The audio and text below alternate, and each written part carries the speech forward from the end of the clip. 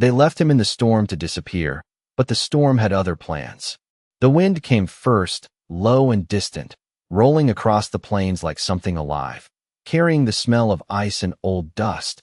And by the time Ethan Cole pulled his coat tighter around his shoulders, it was already too late to turn back, the sky folding in on itself, gray swallowing blue, the kind of storm that didn't just pass through but settled in like it had business to finish. And out here, 15 miles from the nearest lantern light, business like that usually ended in silence, permanent and cold. Ethan had lived most of his life in that silence, on the edge of Red Hollow where fences leaned and people stopped asking questions, a place where a man could disappear without anyone noticing. And maybe that was why he saw her when no one else would have, a shape in the white, barely more than a shadow against the snow, something the storm hadn't claimed yet but was getting close to. And for a moment he just stood there, boots planted, breath fogging in front of him, knowing exactly what she was. The second he stepped closer, the beads at her throat, the dark braid frozen against her shoulder, Apache, which meant trouble, the kind that followed you home and didn't leave, the kind this town didn't forgive. He could have walked away then, and no one would have known. Not the men back in town who spoke about people like her in low voices, not the ones who believed the land only belonged to those who could fence it, and definitely not her. Because she wasn't moving, her breathing shallow, barely there, the storm already pulling her into its quiet. Ethan looked up once, into the white horizon, as if asking something that wouldn't answer, then exhaled slow, the kind of breath a man takes before making a decision he knows will cost him. And he stepped forward, crouched, lifted her carefully, feeling how light she was, how close she was to slipping away. And when the wind hit them both full force, it felt like the world itself was pushing back, like it didn't want this story to change. 12 miles is a long way in clear weather, longer when every step sinks and every gust steals what little warmth you have left. But Ethan didn't stop, not when his legs burned, not when his hands went numb, not when the outline of his cabin was still just a memory in his mind.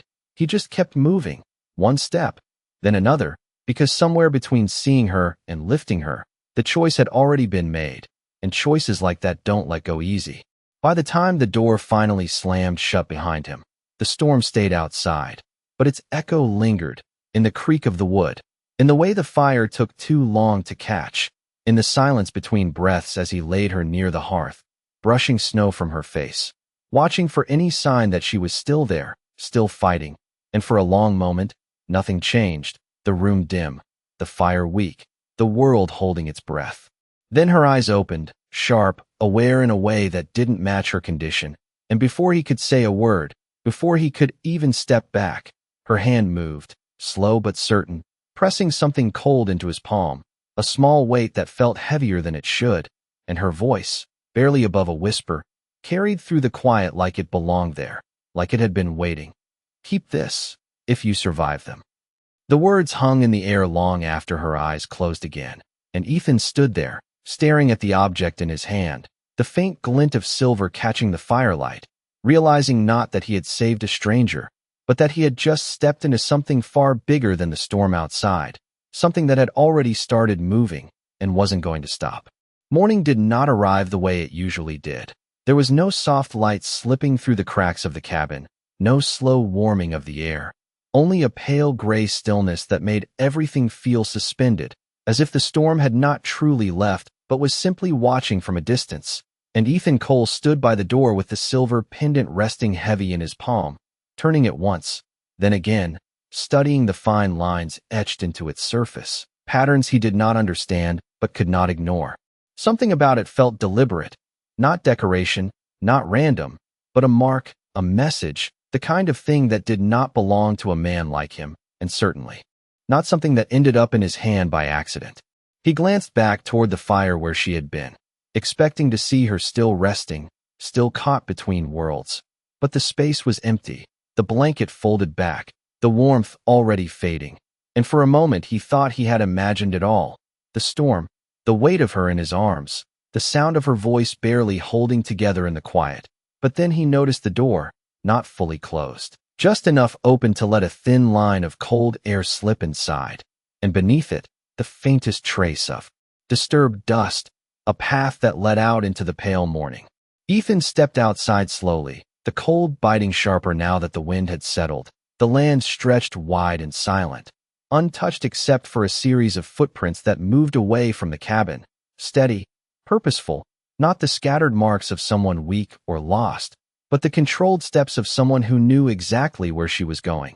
And that was the first thing that did not make sense, because the woman he had carried through 12 miles of storm should not have been able to stand, let alone walk away before sunrise. He followed the prints a few yards, maybe 10, maybe 20, until they simply stopped, not faded, not covered by drifting snow, just ended, as if the earth itself had decided not to record the rest. And Ethan stood there longer than he meant to, staring at that empty space, the pendant tightening in his grip, feeling that same quiet shift in the world he had felt the night before, like something had changed direction and he had been caught in it without realizing. By the time he returned inside, the fire had grown stronger, filling the cabin with a steady heat, but it did nothing to settle the unease settling into his chest, and he moved through the space slowly, noticing details he would have missed any other morning. The way the cup on the table had been moved slightly from where he left it, the faint scent of sage lingering in the air, subtle but unmistakable, a presence that had not fully left even though she had. He set the pendant down on the table, then picked it up again almost immediately, as if leaving it alone felt like letting something slip away. And for the first time in years, Ethan Cole found himself thinking beyond the boundaries of his land, beyond the worn fence lines and quiet routines that had defined his life, because whatever had walked into his cabin the night before had not been an accident, and whatever had walked out carried a purpose that had not ended there.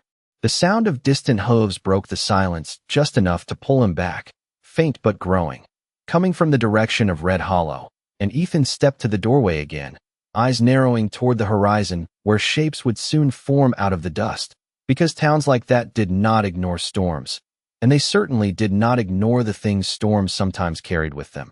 And as he closed his hand around the pendant once more, the memory of her voice returned, clear, steady, not a warning shouted in fear, but something quieter, more certain. Keep this, if you survive them. And standing there with the cold morning stretching out before him, Ethan understood one thing he had not allowed himself to consider before. The storm had never been the real danger. It had only been the beginning. The riders came slow, not in a rush, not like men chasing something, but like men who already believed they were too late. And that kind of confidence carried farther than any shout ever could. The steady rhythm of hooves pressing into the dirt road that led past Ethan Cole's land, drawing a thin line between the quiet he knew and the noise he had spent years avoiding. He stepped out onto the porch before they reached the fence, one hand resting lightly against the doorframe, the other still holding the pendant, its edges warm now from his grip, as if it had begun to belong to him in a way he had not agreed to. The first rider lifted his chin in recognition, not friendly, not hostile, just the kind of look men gave when they remembered something they did not quite trust, and Ethan recognized him too. Thomas Grady, a man who spoke often in town and listened even more, the kind who gathered pieces of other people's lives and held on to them until they became useful. Storm hit hard out here, Grady said, his voice carrying easy. Across the short distance, though his eyes moved past Ethan, scanning the cabin, the ground, the edges of the property, as if expecting to find something left behind. Ethan did not answer right away, letting the silence settle between them the way he always did, because silence had a way of making people show more than their words ever could. And sure enough, one of the other men shifted in his saddle, glancing toward the far side of the cabin where the snow had melted unevenly, where footprints might have been if the ground had not decided to forget them. "You see anyone pass through here last night?" Grady asked after a moment, casual on the surface, but carrying something underneath that did not match the tone. Ethan's gaze did not move. "Storm like that," he said slowly. "Most folks are smart enough to stay where they are." It was not a lie. It was not the truth either. It was something in between, the kind that kept a man standing where he was without inviting what came next. Grady studied him for a second longer than necessary, then gave a small nod, as if filing the answer away for later, and for a moment it seemed like that would be the end of it, just another passing conversation on a road that saw too many of them. But then the second rider spoke, younger, sharper, the kind who had not yet learned when to stay quiet. Tracks stop out past the ridge, he said, not looking at Ethan, but not looking either, his words aimed somewhere in the space between them. Like whoever we are following just vanished. The air shifted again, subtle but real, and Ethan felt it the same way he had felt the storm, something moving beneath the surface, changing direction without warning. Grady did not turn toward the younger man, did not acknowledge the statement directly, but the slight tightening of his jaw said enough. And when he looked back at Ethan, the easy tone was still there, but thinner now, stretched. If you hear anything, he said, anything at all, you ride into town. Folks are on edge. Ethan nodded once, because that was what was expected, because anything else would have meant questions, and questions led to places he had no intention of going. The riders moved on after that, their silhouettes growing smaller against the pale horizon, the sound of hooves fading until the quiet returned, but it was not the same quiet as before. It carried weight now, direction, like something had been set in motion and would not be undone just because a man chose to ignore it. Ethan stood there longer than he needed to, watching the empty road, then finally stepped back inside, closing the door with a slow, deliberate motion, as if shutting out more than just the cold. And when he looked down at the pendant again, the memory of her voice returned, clearer this time, not a warning meant to frighten, but something steadier, almost certain, and for the first time since the storm, Ethan Cole understood that whatever had passed through his land had not been running away. It had been moving towards something, and now, without meaning to, so was he. The town of Red Hollow did not change overnight, but something in the air did, something subtle that settled into the spaces between conversations, into the way doors closed a little quicker and voices dropped just a little lower whenever certain words were spoken, words like land, like ownership, like people who did not belong, and Ethan Cole felt it the moment he rode into town 2 days later. The dust along Main Street still damp from the storm, the wooden buildings standing the same as they always had, yet carrying a tension that had not been there before, like a stage waiting for something to happen. He tied his horse outside the general store, boots hitting the ground with a familiar weight, and for a brief second he considered turning around, riding back to the quiet edges where nothing asked anything of him, but the pendant in his pocket pressed against his side, a reminder that quiet had already been broken.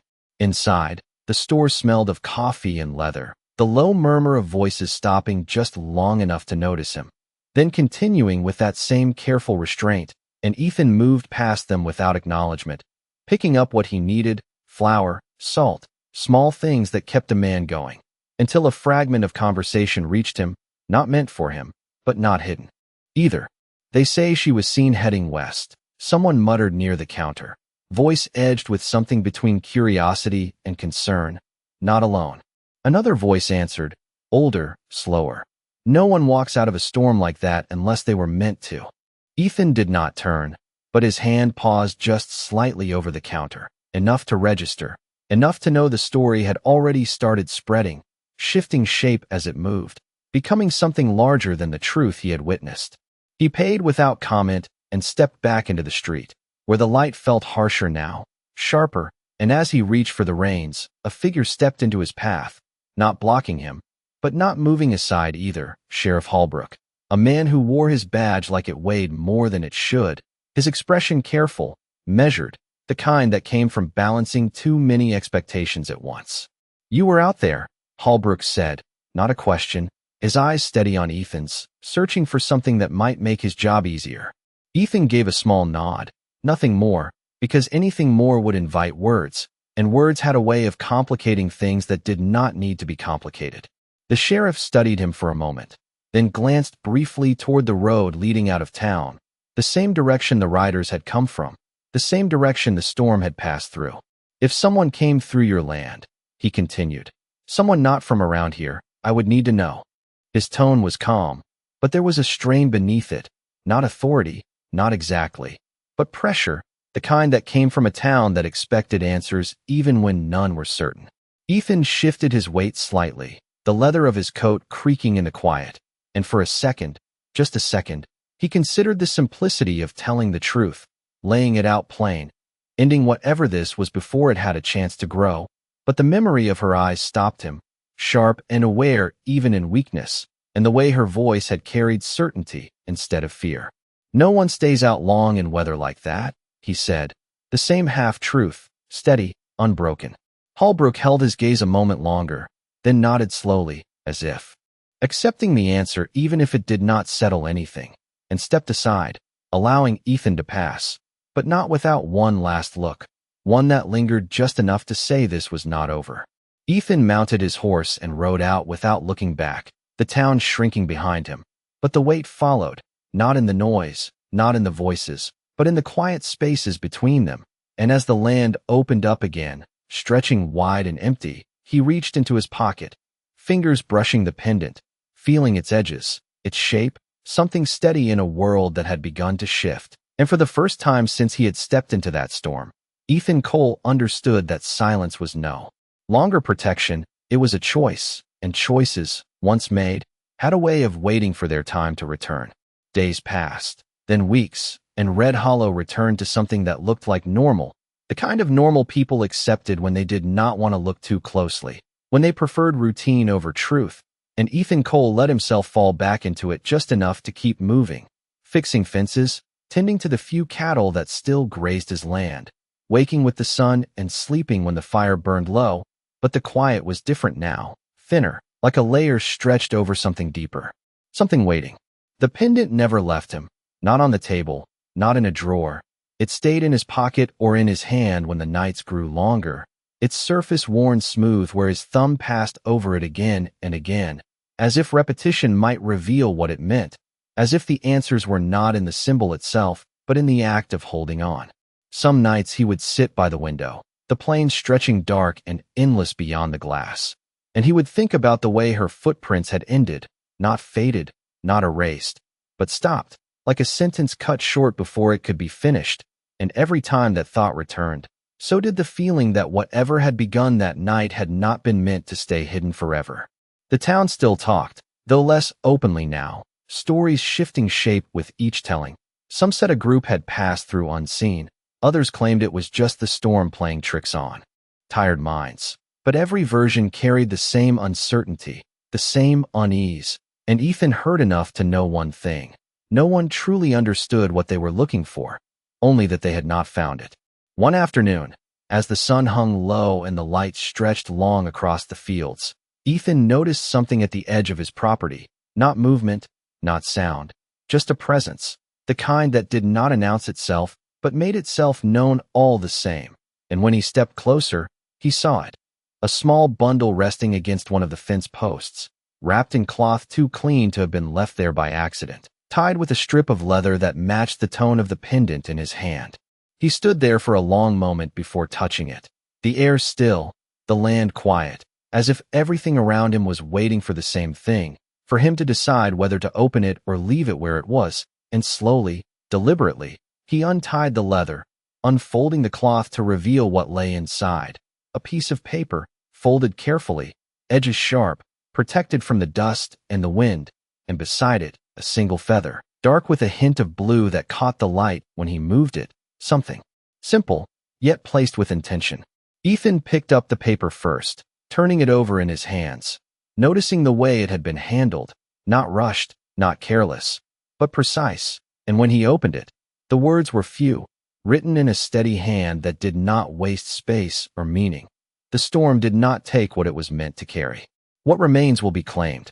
He read it once, then again, the words settling into him slower the second time, heavier, not as a threat, not exactly, but as something certain, something already decided. The feather shifted slightly in the breeze, and Ethan reached out to steady it without thinking, the soft texture contrasting with the weight of the pendant in his other hand. And in that moment, standing between the object he had been given and the one that had just been left for him, he understood that whatever line he had crossed that night had not faded with time. It had only extended, stretching further than his land, further than the town, into something he could no longer step away from. The sun dipped lower, casting long shadows that blurred the edges of the fence line, and Ethan folded the paper carefully, placing it inside his coat, then picked up the feather, holding it for a brief second before tucking it beside the pendant, two pieces now where there had been one. And as he looked out across the quiet land, the same thought returned, clearer this time. not uncertain, not questioning, but steady. Whatever had begun in that storm was not finished, and it was not waiting for him to be ready. The letter did not leave his pocket. Not that day. Not the next. It stayed close like something that had chosen its place and would not be moved. And Ethan Cole carried it the same way he carried the pendant, not out of curiosity anymore, but out of recognition, the kind that settles in without asking permission. And in the days that followed, the land began to feel different under his feet, not changed in shape or distance, but in meaning, like every fence post and every stretch of open ground now belonged to a story he had not been told yet. The feathers shifted softly whenever he moved, brushing against the fabric of his coat, light, almost weightless, yet impossible to ignore, a reminder that whatever message had been left for him had not come by accident, and that realization settled deeper each morning. He woke to the same quiet, the same horizon, unchanged yet no longer simple. He stopped going into town as often, not because he feared what people would say, but because he knew the town had already begun forming its own answers, and those answers rarely made room for truth, only for what was easier to accept, and instead he stayed on his land, working through tasks that no longer felt routine but necessary, as if keeping things in place might delay whatever was coming next. One evening, as the sun dropped low and the sky turned that deep copper color that always came just before night settled in, Ethan noticed something that made him pause. Not a sound, not movement, but a pattern. 3 riders on the far ridge, distant enough to be shapes against the fading light, yet steady, not passing through, not wandering, but watching, and he did not need to see their faces to understand that they were not there by chance. He stood still, one hand resting near his coat where the pendant lay, feeling its presence without touching it, and for a long moment, nothing happened.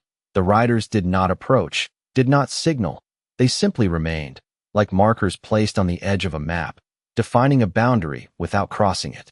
Then, just as the last line of sunlight slipped behind the hills, they turned, not hurried, not uncertain, and rode away in the same measured silence they had arrived with, leaving no trail of dust, no lingering sound, only the certainty that they had seen what they needed to see. That night, the cabin felt smaller, not in space, but in distance, like the world outside had moved closer, pressing in with quiet intent, and Ethan sat by the fire, the letter unfolded in his hands once more, the words unchanged, yet heavier now that time had passed without explanation. The storm did not take what it was meant to carry. What remains will be claimed.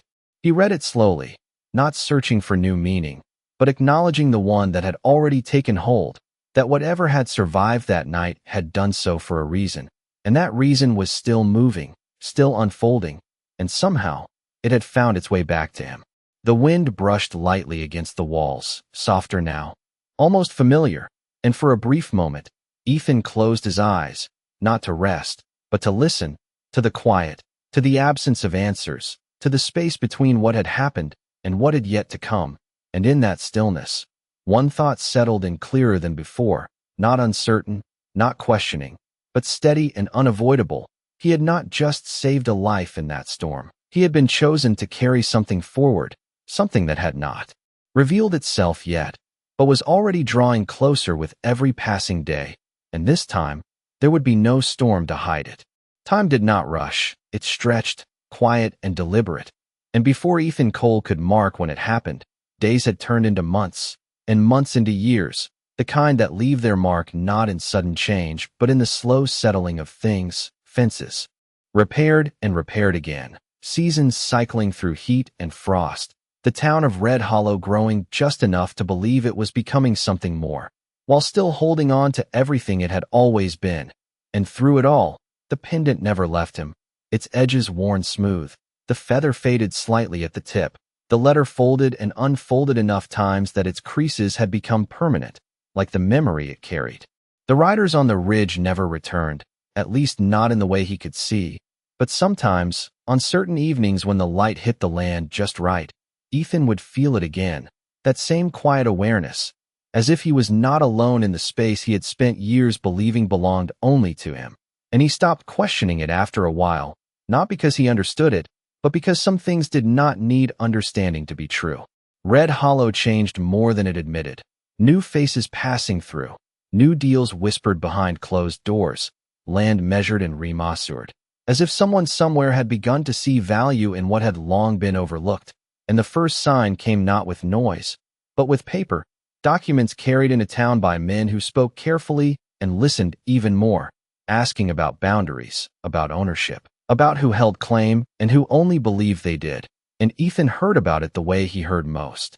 Things now, secondhand, in fragments. Never the full story, only enough to know that something larger had begun to move through the same space he occupied. One morning, nearly 10 years to the day since the storm, though he did not mark it until later, the sound of wheels reached his land before the sight of them did, different from hooves, heavier, smoother, the kind that belonged to something built for more than distance. And when Ethan stepped outside, the horizon held something it had never held before, a line of dark carriages moving steadily along the road toward town, their surfaces catching the sunlight in sharp, controlled reflections. Not the rough wood of wagons, but something finished, deliberate, out of place in a land that had never asked for refinement. They did not stop, did not slow as they passed his property, but one of them, just one, shifted slightly, enough for a window to catch the light at an angle that revealed nothing inside. Only a brief suggestion of movement, a presence behind the glass that did not need to be seen to be known. Ethan did not move as they passed, his hand resting lightly against his coat where the pendant lay, the same quiet recognition settling in, not surprise, not confusion, but certainty, the kind that arrives when something long set in motion finally reaches its next step. By the time he rode into Red Hollow later that day, the town had already gathered, drawn not by announcement, but by instinct, people lining the edges of the street, voices low, uncertain, watching as the carriages came to a stop at the center, their doors remaining closed just long enough to stretch the silence thin, and Ethan felt it again, the same shift he had felt in the storm, the same quiet pressure in the air, as if everything around him was holding its breath, waiting for something that had been delayed, not forgotten. The first door opened without sound, and a figure stepped down, not hurried, not hesitant, but with the kind of stillness that commanded space without asking for it. And even before Ethan saw her face clearly, before the crowd adjusted, before the town understood what stood before them, he knew, not from memory, not from sight alone, but from the way the world seemed to settle around her, the way the years between then and now folded in on themselves until they felt like nothing at all. And as the sunlight caught the faint glint of silver at her side, Ethan Cole realized that what had left his cabin in silence had returned in something far greater than silence. And this time, it had not come alone. No one spoke at first, not because they did not have words, but because none of them felt large enough to hold what was standing in front of them. The kind of silence that does not come from fear alone, but from recognition, something deeper, something older than the town itself. And as the figure stepped fully into the light, the dust beneath her feet seemed to settle rather than rise, as if even the land understood that this moment was not meant to be disturbed. She wore no badge, no visible mark of authority that Red Hollow would recognize, yet everything about her carried weight, the way she moved, the way she paused, the way her eyes passed over the crowd not as strangers, but as something already measured, already known, and the men who had once filled this street with certainty now shifted where they stood, their confidence thinning under a presence they could not name. Sheriff Holbrook stepped forward first, not out of courage, but because his role required it, his hand resting near his belt more from habit than intent, his voice steady but quieter than it had ever been. "Ma'am," he began, choosing the word carefully. "This town, we were not expecting visitors." The woman's gaze did not move to him immediately. It lingered across the faces gathered there, as if counting something invisible, and when she finally turned, her expression did not change, not hardened, not softened, simply certain. "You were not meant to," she said, her voice carrying clearly without effort, the kind that does not need to be raised to be heard. A murmur moved through the crowd, not loud, not organized, but enough to reveal the tension breaking in small ways, questions forming that no one yet dared to ask. And then another door opened from one of the carriages, followed by more, each revealing men dressed in dark coats, not armed in the way this town understood, but composed, precise, their presence controlled, and with them came something Red Hollow had never seen before: paper, thick, official, carried with the same care as something valuable. One of the men stepped forward, unfolding a document with deliberate movements, and began to speak, not loudly, but with the clarity of someone who did not expect to be interrupted, listing names, parcels of land, boundaries that stretched beyond fences and memory, words like transfer, ownership, claim, each one settling into the air heavier than the last. And as they did, the crowd shifted again, the realization moving through them slower than fear, but far more certain. Ethan Cole stood at the edge of it all, not hidden, not at the center, simply present, his hand resting against his coat, feeling the pendant beneath his fingers. And when her gaze finally reached him, it did not pass over him the way it had the others. It paused, just for a fraction of a second longer, enough to bridge the distance between then and now without a single word spoken. He did not step forward, did not lower his gaze. He simply stood, the same way he had in the storm, the same way he had when the riders came, still, grounded, letting the moment unfold without forcing it to change. Around him, voices began to rise, not in protest, but in confusion, questions about what this meant, about who held what right, about how something like this could happen without warning. And Sheriff Holbrook tried to restore order, his voice carrying more urgency now, but it did not reach as far as hers had. It did not hold the same weight. The man with the document finished speaking and stepped back, the silence returning. But this time it was different, not empty, but filled with understanding that had not existed minutes before. And the woman stepped forward once more, her presence narrowing the space between her and the town, between past and present, between what had been done and what was now being claimed.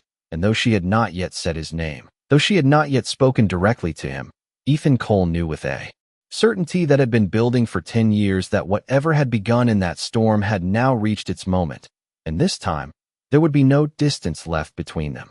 The town waited for her to speak again, but she did not rush. She let the silence stretch just enough for every man standing there to feel what had changed, not in the land, not in the buildings, but in the balance they had always taken for granted.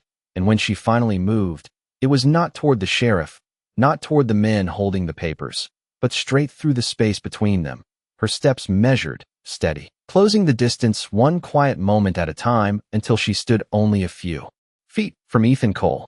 No one stopped her. No one spoke. Even the wind seemed to hold back, as if it understood that this was not its moment. Ethan did not move either, not because he could. Not, but because there was nothing left to decide. The years between them already settled into place. The storm, the silence, the waiting, all of it leading here. And when her eyes met his fully, there was no confusion in them, no hesitation, only recognition, clear and complete. For a second, it felt as if the town had disappeared, as if Red Hollow was no more than dust behind them, and they were standing again in that narrow space between life and loss, where choices were simple and consequences had not yet taken shape. She reached into the folds of her coat and brought something forward, slow enough for everyone to see, but not for them, for him.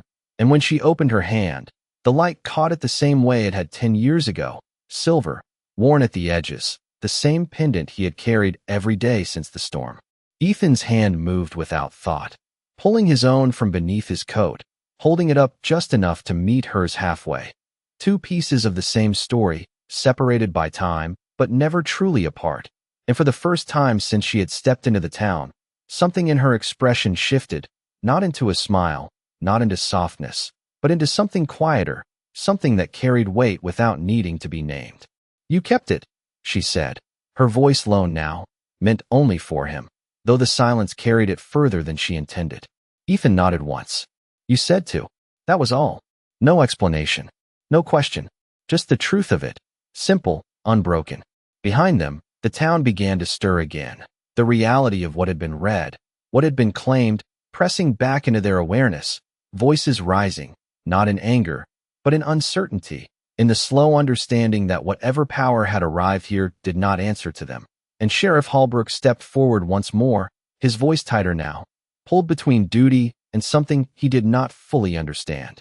"Ma'am," he said, "these people, They need to know what happens next. She did not turn immediately. Her gaze stayed on Ethan for one more second. Then she stepped past him, moving back toward the center of the street, the place where decisions became visible. And when she spoke again, it was not louder, but it carried further, as if the land itself had chosen to listen. "Nothing is taken," she said, each word placed carefully. "Only returned to where it belongs." The words settled over the crowd, confusion flickering into something else, something slower, something harder to resist, and she gestured lightly to the man holding the documents, who stepped forward once more. But this time, instead of reading names and claims, he began to call out transfers, reversals, corrections, land that had been signed away under pressure now restored, boundaries redrawn not by force, but by record, by proof, by something the town could not argue with because it had been there all along, ignored until now. One by one, the weight shifted, not violently, not suddenly, but undeniably, and the men who had once stood certain now found themselves quiet, not defeated, but changed, as if the ground beneath them had moved just enough to remind them it had never truly belonged to them in the way they believed. When the last name was spoken, when the last paper was folded, she turned again, not to the crowd, but to Ethan, and for a moment, it seemed like she might say more, something that would explain the years, the distance, the silence between then and now. But instead, she simply met his eyes once more and gave the smallest nod, the kind that carried everything it needed without a single extra word. Then she turned away, stepping back toward the carriages, her presence receding not because it had lessened, but because it had done what it came to do. And as the wheels began to move, as the town slowly found its voice again, Ethan Cole remained where he was, the pendant still in his hand, the dust settling around him, and in the quiet that followed, one truth remained, clear and steady. Out here, justice did not arrive with noise or force. It arrived when someone chose to remember what others had chosen to forget.